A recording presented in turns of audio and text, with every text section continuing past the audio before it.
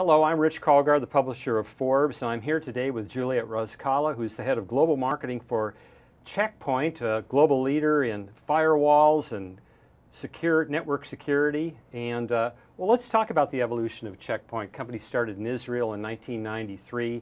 You joined in 2007. Check Point was originally known as the firewall company. What is it now? It's pretty much expanded from that first firewall product to a total security solution for enterprise, from firewall to full threat prevention, hardware, software, and a mostly complete solution for network security and endpoint security for the enterprise. Now, your footprint covers the whole globe. How would you describe your customer base? Our customer base is pretty varied because everybody needs security today, from the Global 2000, who can be described as the largest telco financial services company owning large data centers and operation, to mid-sized corporation as well as consumer, as a matter of fact. Now, boy, there's hardly a week goes by where you don't read about some new security threat. Increasingly, many of them seemed organized as opposed to the amateur gangs in the past, but even the hacktivists led by groups like Anonymous and so forth, it just seems like the threats now are coming from everywhere. Describe this new environment. There's a few things that happened that really changed the landscape of security in the last few years. The first thing is the technology we use as a professional and as consumer. Mobility, smartphones, a Web 2.0 application, social networks, networking like Facebook and so forth.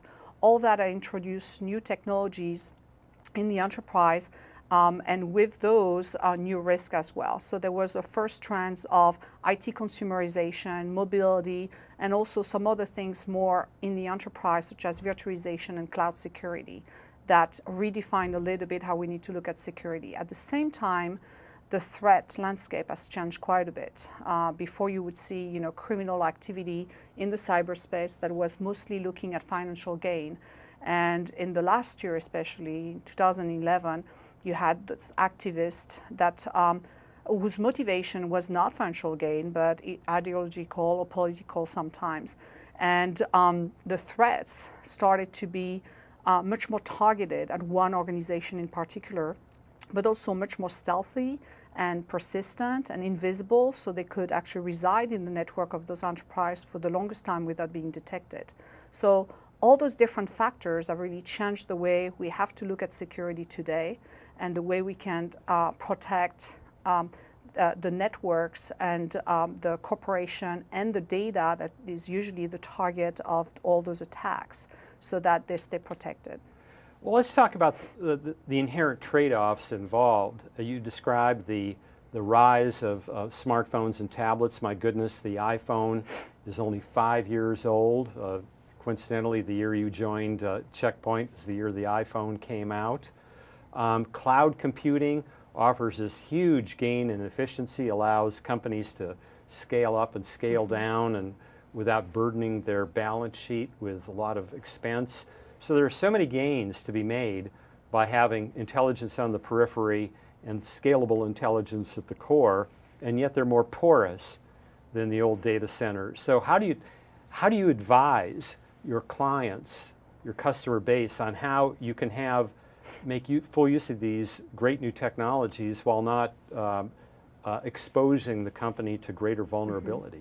Well, I think the first thing is to acknowledge that those great technologies will be in use within the enterprise. Some enterprise started looking at the iPhone saying, you cannot use this for your corporate data. Have fun at home and use it. And that doesn't really fly with users anymore. I have my own phone and I want my corporate email on it, and I want to be able to access my intranet and some of the application that I use from my PC. But this needs to be protected. So the way we're looking at security is to say, well, the perimeter has exploded, right? The endpoints are everywhere, and sometimes one user will have multiple devices that need to be protected.